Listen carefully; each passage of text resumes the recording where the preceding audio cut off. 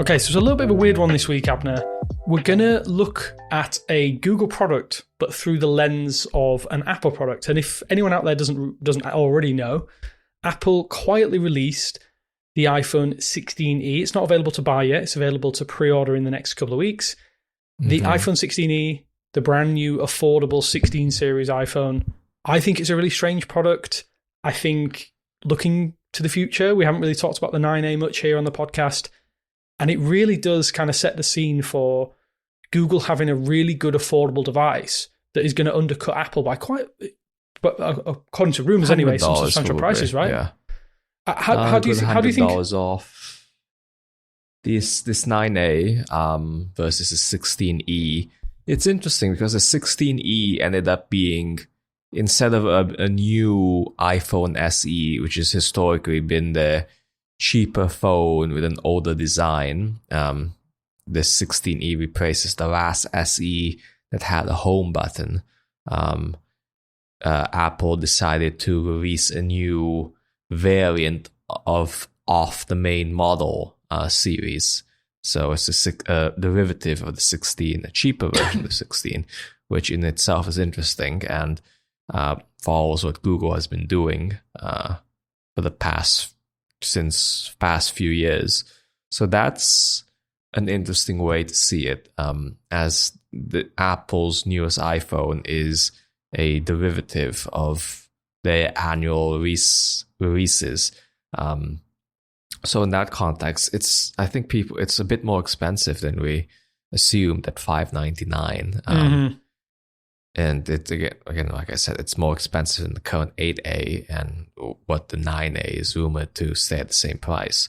So from a pricing standpoint, that's new. And again, the 9A hasn't released yet, but we know quite a bit about it, from the design to the rumored specs. It's honestly, there's usually really no surprises with the 9A, with the A series in general. But what's a bit new this year is the design. And that it remains to be seen. We've seen the pictures. We've seen more vendors this week, official-looking press vendors. It's going to be flat. I think that's what remains to be seen, what that feels like. A return to almost the original Pixel feel. But yeah, the 16E, funny name. I think the naming, I was thinking about this before we started recording, is that I think the 16E, initially it sounded like a terrible name, but I actually wonder how much there's been, Apple have kind of looked at what Google were doing. Obviously, the difference between Apple and Google is the fact that, let's be completely honest, Apple has such a huge mind share and a market share as well, which goes with that, whereas Google is almost fighting, and I don't want to say losing battle, but it is a battle that is really, really difficult to get people on board when you're, in the grand scheme of things, you're fairly new to the market. Google as an actual, the Pixel series is a lot newer than Apple. And I know that over the last couple of months, we've seen huge marketing campaigns that you ramped up even to the 11th degree effectively. And I feel like with this particular launch, the 16E, I mean, it's difficult for me to sit from a position and be like, this is impressive, this is not impressive. I think the only thing that I find interesting is how Apple releases these kind of products versus how Google may do things with the 9A. Like this is effectively was an email blast, and then we've had information off the back of it, and a lot of the information has been held back. Apple really do obscure things as much as possible, and I think that benefits in some ways the in air quotes average buyer, which I hate as a phrase. People don't care about the intricacies of the device as long as it has iOS running on it for the most part. But I think it's really bad. I think it's a bad value product at that proposed £599 or $599 price, because this just seems like a vehicle to get Apple's AI products into their cheapest device possible. And the amount of cutting that they've done, I do not see how anyone would be happy. I mean, I guess the kind of people who are going to buy this, because they'll get it on a cell plan and it'll be fairly subsidized, I imagine, to get one camera lens and then potentially relying on and I don't know how they've worded it. It's typical Apple obscurity again, obscuring the truth, is that they say there's a 2x telephoto integrated into it. So effectively, it's just digital crop, but they don't want to outright say that because they have to be different from everybody else. I think the only interesting thing from this perspective is that C1 modem. I'm interested to see how that performs. But yeah, it kind of made me think Google could really have a big win this time around with the 9A if they position it correctly. And I feel like, I'm on the fence if they're going to position it correctly. Obviously, where it is in terms of its lineup. We then have a 10 series coming in a few months. But yeah, what do you think so far about the design? Because obviously there's some similarities here as well, like boxy, potentially flat across the board. These devices are going to go toe to toe in terms of like design at the very least, and price point particularly. The thing with I think the thing with the 9A is I don't think Google is doing anything different with it. It's a standard A series release every single year. I don't think there's going to be anything surprising going by the 8A last year. As a comparison, it's the same strategy, just launching a bit earlier to account for the other factors which that don't really have anything to do with the A series itself. It's just Google's moving up the launch of the main series phones. In that regard, in comparison, the 16E is I wonder whether the 16E / the SE series in the past, I don't really think there's an audience that's just buying that. I don't think there are SE users that are on the lookout for the next SE series phone, if you get what I mean. I think I get you. It serves a non-smartphone interested market. I think if you own an SE and you are looking to upgrade, you just look at whatever the main series phone is that year. I think the audiences are probably a bit different of who buys this Apple's quote-unquote cheapest phone versus, I guess, the market for the 9A. It's still Google's. I don't know, the 9A, by nature of it being released, an A series phone being released annually, I think there's maybe more of a dedicated audience, like you buy the A series phone, maybe, but at this point, at this price point, I think it is the cheapest possible Pixel, the cheapest possible Android, that kind of thing. I agree. I agree with you quite heavily there, because I feel like there is. I don't necessarily think the loyalty's the same. That sounds like a ridiculous thing to say out loud, but I feel like the loyalty towards the Pixel series is very different to the loyalty towards iOS. Whereas iOS feels like a stranglehold loyalty, Google, in particular the Pixel series, is more driven by feel, experience, quality, all that kind of things. I mean, that's not to say that. I mean, it'd be ridiculous for me to say that iPhones are not a quality device, because they are in their own ecosystem. And I hate that phrase, ecosystem, but I feel very much or very strongly that the 9A now is in a position where when you go, especially in the rest of the world, I don't necessarily think it's going to be the same in North America, but for instance, when I go out and about and I see people of what's a polite way to say this, of a certain vintage, they will use the cheapest phone that's available to them. They'll go into a carrier store or a website, and they may be able to get a cell plan or a mobile phone contract here in the UK for, I don't know, £13, what about $17, $18 a month? Usually that will come with a Pixel A series device, which I think is a really good runway and entryway into Android, period, because you have the ease of use. It's a really nice experience. The camera's exceptional for the price, considering the hardware isn't that great. I do wonder if Google is there for when the 9A comes along, which obviously this is probably the closest, isn't it, in terms of like launches we've had for an A series and an iPhone, like you say, SE, which is now the E. I'm interested to see what will happen in terms of like how they market this compared to the flagships, because obviously Pixel sponsors NBA, it sponsors MLS, it sponsors the England national team. Are they gonna throw the A series into the ring and be like, hey, we have a cheaper device than Apple here. We have all of these things that they don't have. We have dual cameras. I'm gonna hazard a guess that the pictures will be fairly similar by this point in time, but you therefore have a 120 hertz screen, same size, thereabouts. We think it looks like it's going to be about 6 inches. You're probably going to have a brighter display, and the design is much more like and you hear this on social media all the time, that the iPhone 4 series and the iPhone 5 series were perfect because they were the flat, flush, boxy device, and this could be it in the 9A. So yeah, I'm really, really intrigued, and this is one of the reasons why I'm like looking at the 9A now a little bit more intently, because I don't know, I don't think it was even on my radar what was going to happen with the 16E, but now it's more. There's definitely a lot more riding on this from Google's perspective. Is $499 the magic price point? I think I feel like €499, $499, $499. We've discussed this perfect in the past.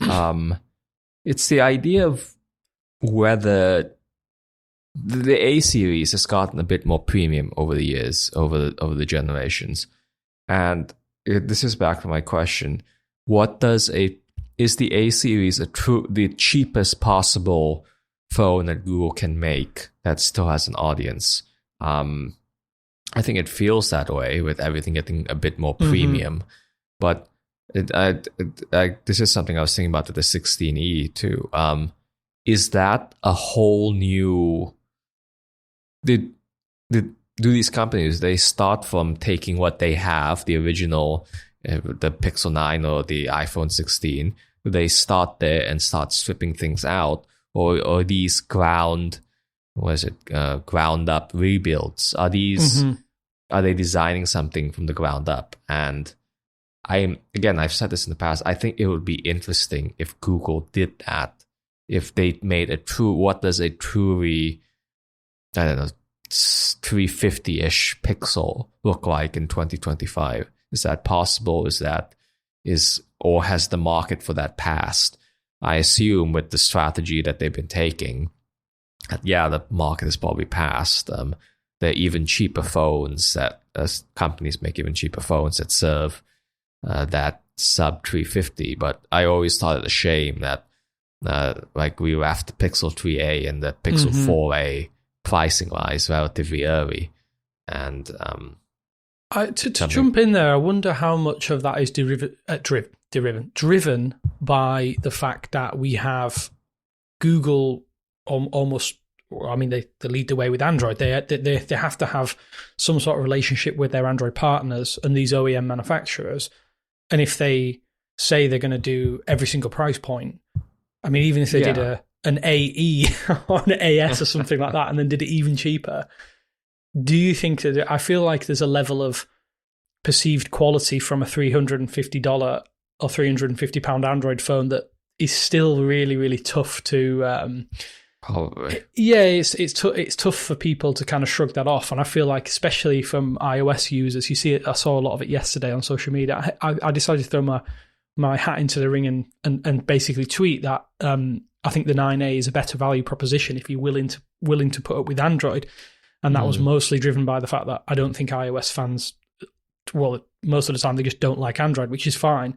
I just feel like this is probably what Google's thought about. If we put it too low, we're gonna be cutting to the bone, and in terms of like what we can actually put in the device without it becoming a bad experience. And I wonder how much of that is driven by the Tensor processor. But again, I can't, off the top of my head, I don't know what their actual cost for the SoC is in terms of the 9 series. But I think that's very interesting, is how Apple can effectively release a device that I think is it $100 less than the base model 15 or base model 16. Sorry, yes. It'll be base 16 is $200 off.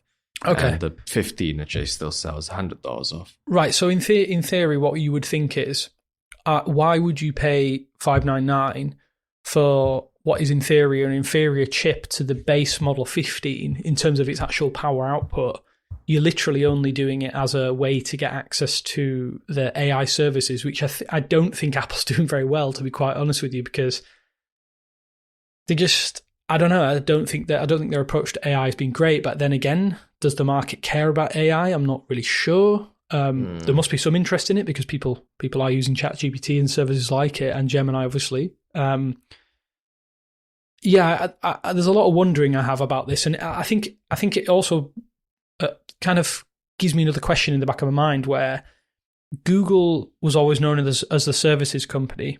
And I do very much think we've seen that in the last few years. Apple has started to realize that services are where they're going to make their real money. And obviously you can see that with Apple TV Plus, is it called? I can't remember the name of it. That's how much I care about it. That is now on Android, obviously. Apple Music is now on Android. And I imagine they have almost as many subscribers on Android as they do their own services, just because of their actual global market share. I do wonder how Apple is going to approach their own AI services moving forward, because there clearly isn't enough people globally necessarily using their products, given the fact that the mobile market share is 70% in favor of Android, as of the last information that I've seen online. Don't quote me on that, but I think it's definitely well above 60%. So yeah, there's only so much runway they have with these AI services, and it's only going to cost them money. So there needs to be some recouping of costs for all these services that they're gonna have.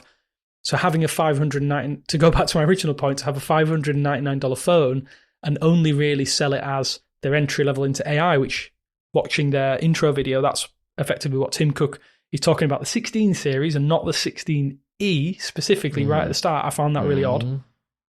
It's just a mishmash of things, and I do wonder where they're going to go with this. If this is going to be their sales pitch for every device, this is an entry level into Apple AI. I don't think it's it, and I think it will hurt them. Well, it won't hurt them, but it will do damage to their product kind of view from people looking in at their products moving forward. I don't know.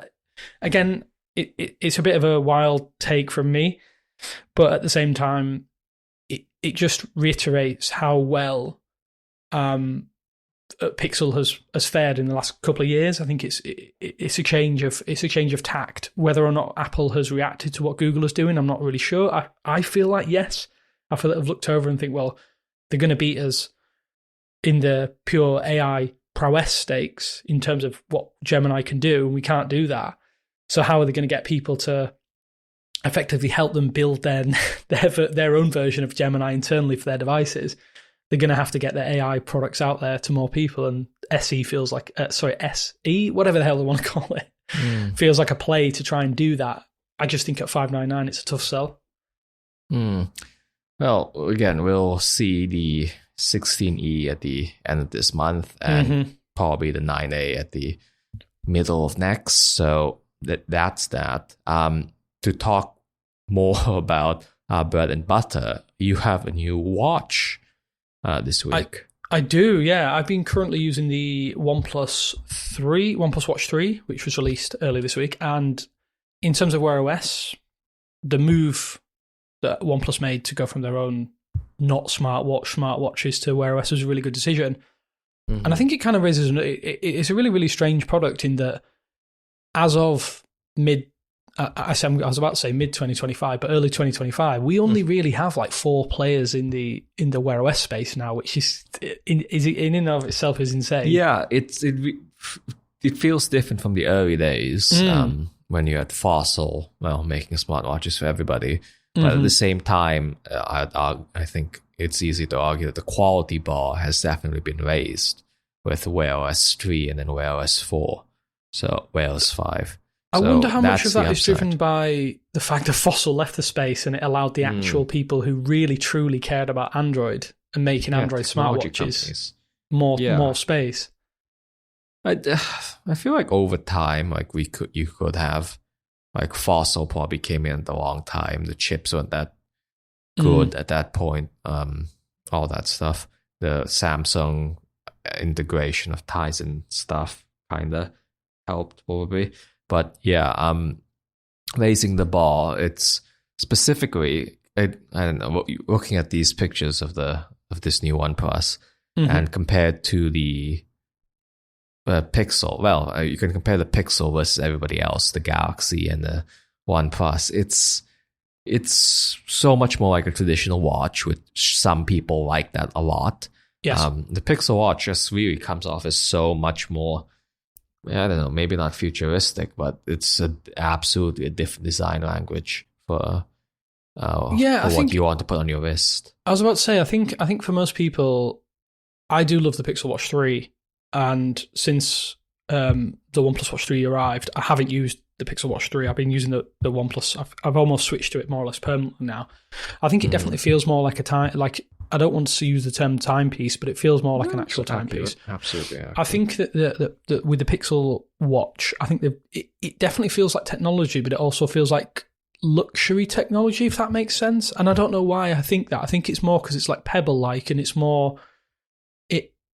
I think again, I use this comparison far too many times when I talk about the Pixel Watch, but there's a resonance, like $138,000 watch that it looks like the concentric watch face. You can tell that they've effectively stolen the idea from there, and I think that maybe in the back of my mind it feels like a premium product, but that's not to take away from the OnePlus Watch, because this is a very, very high-end watch. The materials they've used they're fantastic. It feels ultra durable.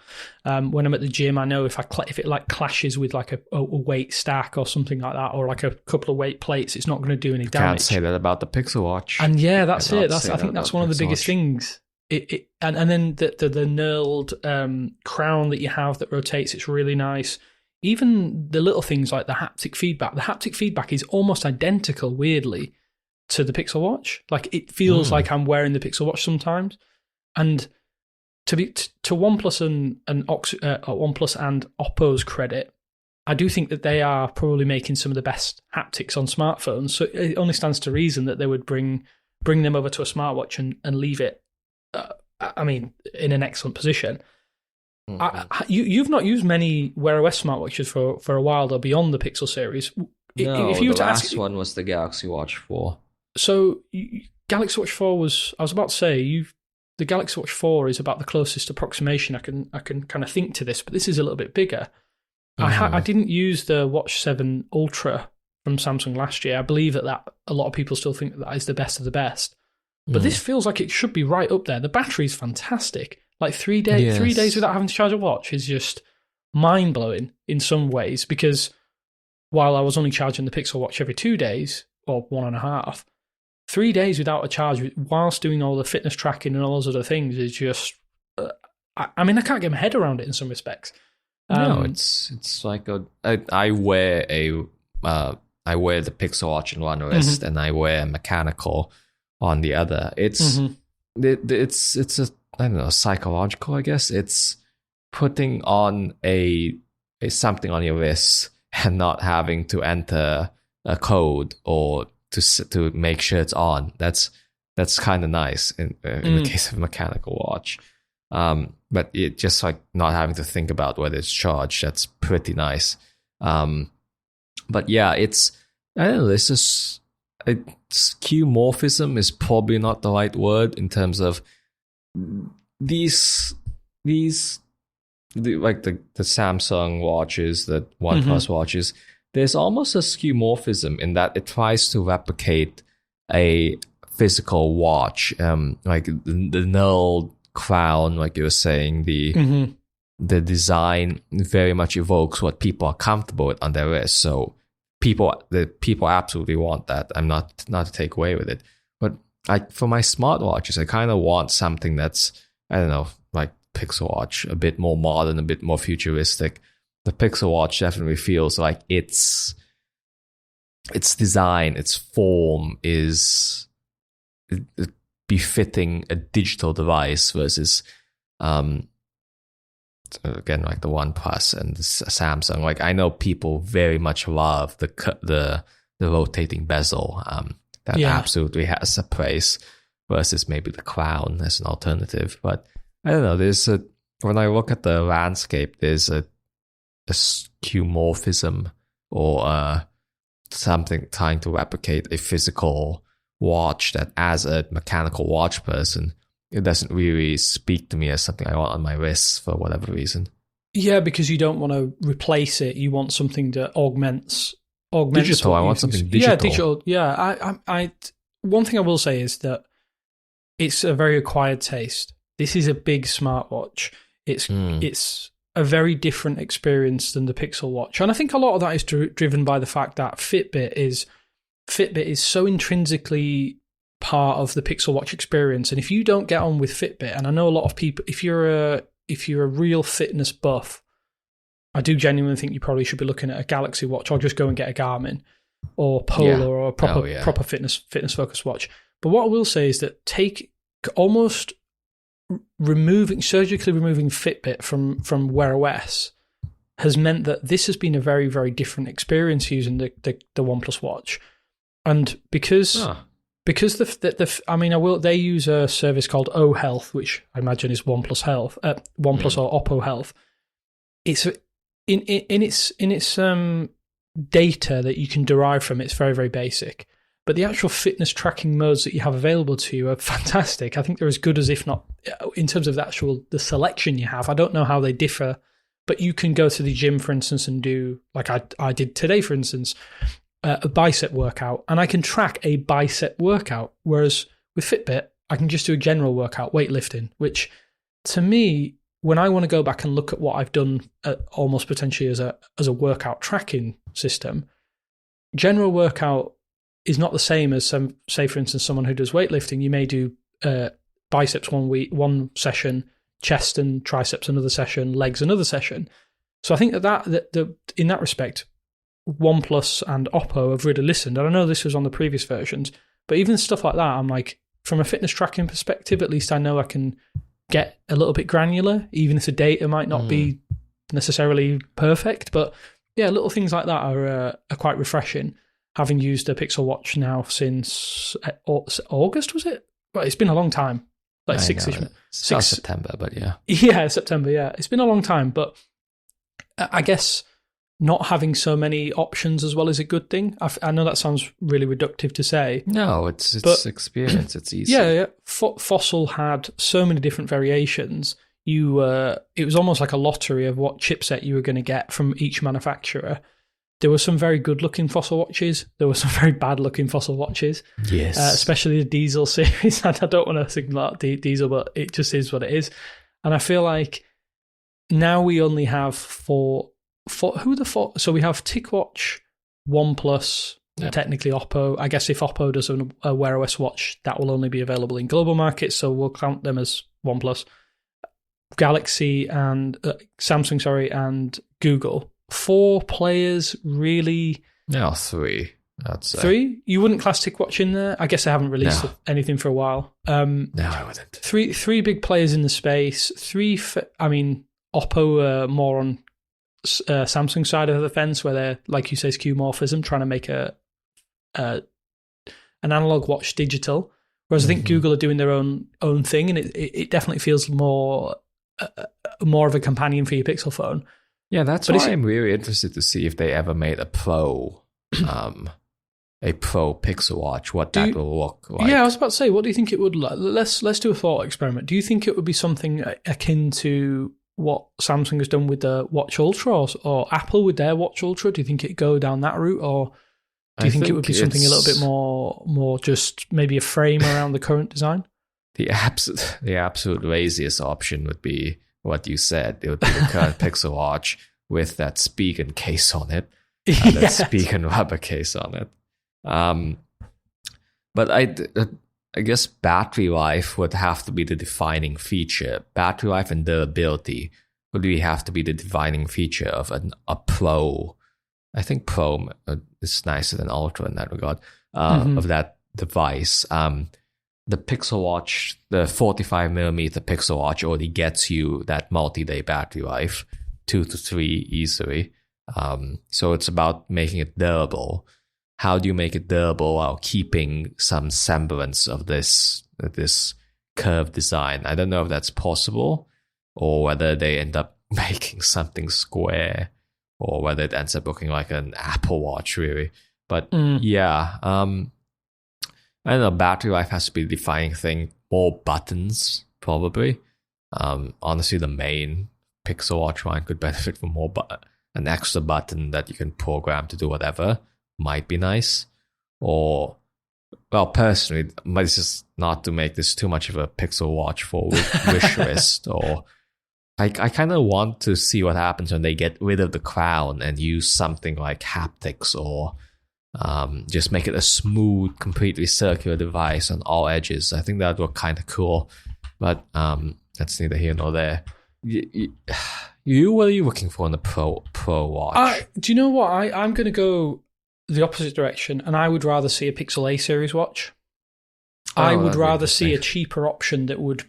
Yeah, I mean, the current strategy of the Pixel Watch 2 being sold, I guess that's fine. I still see people asking if an original Pixel Watch is a good value. I'd say no because the chip is so old, but the Pixel Watch 2 is still kind of not a bad value. I guess it's not a bad product in that respect. I do wonder. I would love to delve deep into Google's sales figures for their 45mm watch this year. I would not be surprised if it's outselling the 41 by winner 3 to 1, 3 to 1 at least. And I know that when the first Pixel Watch came out, did they say they sold 500,000 in the first 6 to 12 months, which is insane growth. But I guess that just shows you there is enough interest in Wear OS for people to go out and buy them, because, like I said, there's just no players in the space, and I think that's a good thing for OnePlus Watch. I think the OnePlus Watch 3 is they're absolutely serving the market. It is serving a market. I think it's a really nice product. I cannot fault it too drastically. We haven't done our review yet, but I will get into that in the next few weeks. It's it's an interesting time for Wear OS because, like I say, we have some very high-end stuff, and it almost feels like we've caught up with the quality of Android now, but on a wearable front. If you're going to be doing rigorous stuff, you've got the Galaxy Watch 7 Ultra, whatever, just a Watch Ultra. This is probably sitting right in the middle, and I think the price point's very good as well. I think it's $329, which is, don't get me wrong, that's a very, very expensive accessory, but it's the kind of thing you wear every single day. I'm enjoying it. So far, it's a really, really good product. I'm excited to see what happens with Samsung with their Galaxy Watch series later this year, if this is going to make them make some changes over the next couple of years, because OnePlus could potentially start to make inroads on the Galaxy Watch market share. But really good product, at least at this point in time. They made, to be fair, credit to OnePlus and Oppo over the past 18 months. They've really, I don't know if it's they've listened to criticisms or they've just, this cohesion working with the company almost merging, is that they have really done great with their smartphones. They've done really fantastic accessories such as earbuds and now smartwatches. For the first time in a long time, it's very, very easy to recommend OnePlus hardware, and the watch is probably top of the totem, I'd say, at this point in time, alongside the OnePlus Buds Pro 3. Always terrible names, but really, really good products. And I think that kind of sums up where we are in this point in time. Just great products available to us, and we're very, very nitpicky with it. I'm excited to see what happens with the 9A. I'm sure we'll learn more in the next few weeks.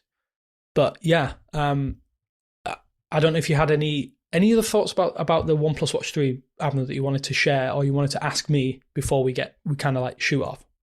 No, it's a good choice. Like, having an alternative to Samsung is a good choice. I think just to round things out, we have to talk about the disappointing Android 16 Beta 2 with nothing really of note. So I've moved my main phone, my daily phone, is still 15 QPR, whatever, QPR1. But I have moved my secondary device, which used to run the QPR2 beta, 15 QPR2 beta, to 16. I use that a bit more regularly throughout the day, and there's absolutely zero differences. Stability is actually pretty good, which is to its credit as a beta. I could not tell you that this is 16 versus 15.